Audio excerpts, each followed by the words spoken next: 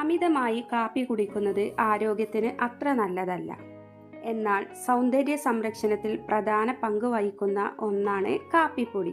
മുഖവും ചർമ്മവും മൃദുലമാക്കാനും നിറം വെക്കാനും കാപ്പിപ്പൊടി കൊണ്ടുള്ള മാസ്കുകൾ സാധാരണയായി ഉപയോഗിക്കാറുണ്ട്.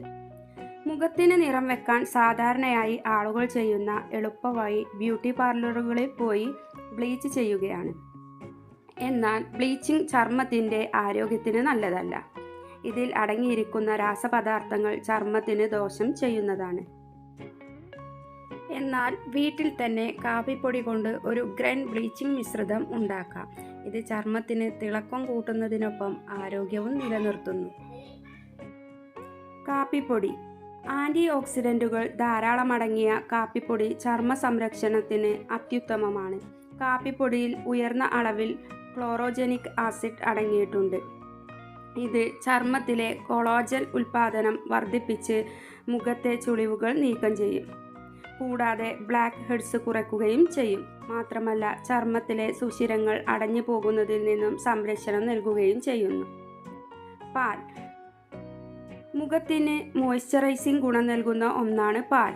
ചർമ്മം തിളങ്ങുന്നതിനും ചുളിവുകൾ ഇല്ലാതാക്കുന്നതിനും പാൽ വളരെ നല്ലതാണ്. ചർമ്മത്തിലെ എണ്ണമയവും അഴുക്കും നീക്കം ചെയ്ത് ചർമ്മത്തെ വൃത്തിയാക്കും.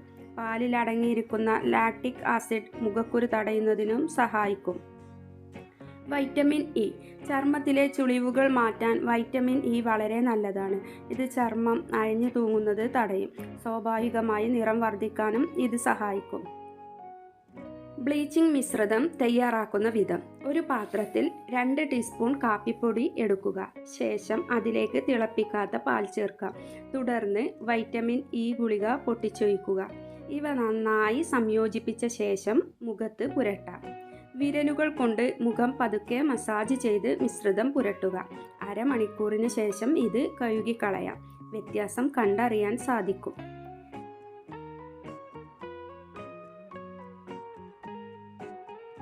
This video sponsored by Buymoto e-shopping application is one of the online shopping app.